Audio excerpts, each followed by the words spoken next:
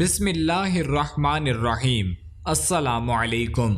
روزانہ واقعات سننے کے لیے اس چینل کو سبسکرائب کریں۔ ایک نوجوان لڑکا ہے جس کا نام ابو کرصافہ ہے۔ بکریاں چراتا ہے اور اپنی خالہ کے ہاں قیام پذیر ہے۔ تو ایک دن اس نے حضور صلی اللہ علیہ وآلہ وسلم کو دیکھ لیا، اور خوش قسمتی کہ حضور اکرم صلی اللہ علیہ وآلہ وسلم نے بھی اسے دیکھ لیا۔ اب اس کو سب بکریاں بھول گئی۔ وہ بکریاں لا کر چراہ گاہ میں چھوڑتا ہے اور حضور صلی اللہ علیہ وآلہ وسلم کی مجلس میں بیٹھ جاتا ہے۔ ایک دن ابو کرصافہ کی خالہ کو پتہ چل گیا کہ یہ تو سارا دن وہاں بیٹھا رہتا ہے، تو اس نے سختی سے منع کر دیا کہ اب تم وہاں نہیں جاؤ گے۔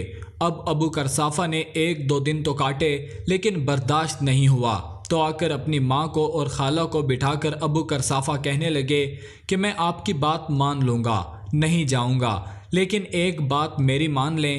کہا ایک بار آپ لوگ میرے ساتھ چلو تو صحیح، اس کے بعد بھی اگر روکا تو رک جاؤں گا، بس ایک بار آپ دونوں نے میرے ساتھ جانا ہے۔ دونوں نے حامی بھر لی۔ انہوں نے کہا کہ ٹھیک ہے چلے جاتے ہیں، ایسے اس کی شرط بھی پوری ہو جائے گی اور پھر نہیں جائے گا۔ اب ابو کرصافہ اپنی ماں اور خالہ کو لے کر حضور صلی اللہ علیہ وآلہ وسلم کی دہلیز پر پہنچا۔ کچھ دیر بیٹھے اور واپس چلے گئے۔ ابو کرصافہ بے چینی ہو رہی تھی کہ اب یہ کیا بولتی ہے، اور اس کے دل کی دھڑکنیں تھم رہی تھی کہ پتہ نہیں میری ماں کیا بولتی ہے۔ تو ابو کرصافہ کی خالہ نے کہا زندگی میں ایسا خوبصورت انسان دیکھا ہی نہیں۔ ابو کرصافہ کتنا خوبصورت چہرہ تھا اور کتنے پیارے کپڑے تھے، اتنے پیارے کپڑے پہنے ہوئے بھی کسی کو نہیں دیکھا۔ اور تیسری بار فرمایا جتنی میٹھی باتیں کرتا تھا شہد ٹپکتا تھا ان کے لہجے سے۔ اللہ اکبر۔ تو ابو کرصافہ آج کے بعد تجھے ہم نہیں روکیں گے، سویرے آیا کر، دوپہر آیا کر، شام آیا کر، تو جی بھر کے حضور محمد صلی اللہ علیہ وآلہ وسلم کے چہرے کو دیکھا کر۔ سبحان اللہ۔ حضرت ابو جحیفہ وہب بن عبداللہ رضی اللہ تعالی عنہ سے روایت ہے، نبی کریم صلی اللہ علیہ وآلہ وسلم نے سیدنا سلمان رضی اللہ تعالی عنہ اور سیدنا ابو درداء رضی اللہ تعالی عنہ کے درمیان بھائی چارہ قائم فرما دیا تھا۔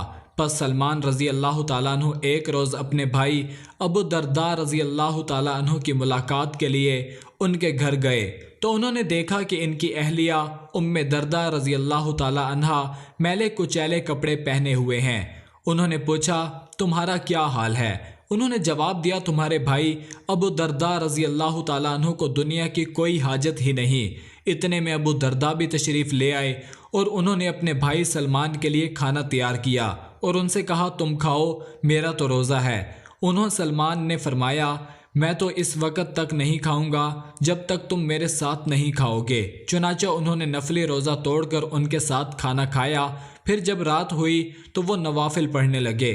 سلمان رضی اللہ تعالیٰ عنہ نے ان سے کہا ابھی سو جاؤ، چنانچہ وہ سو گئے۔ پھر تھوڑی دیر بعد اٹھے، آپ نے پھر روک دیا، وہ پھر سو گئے۔ جب رات کا آخری پہر ہوا تو حضرت سلمان نے ان سے کہا اب اٹھ کر قیام کرو۔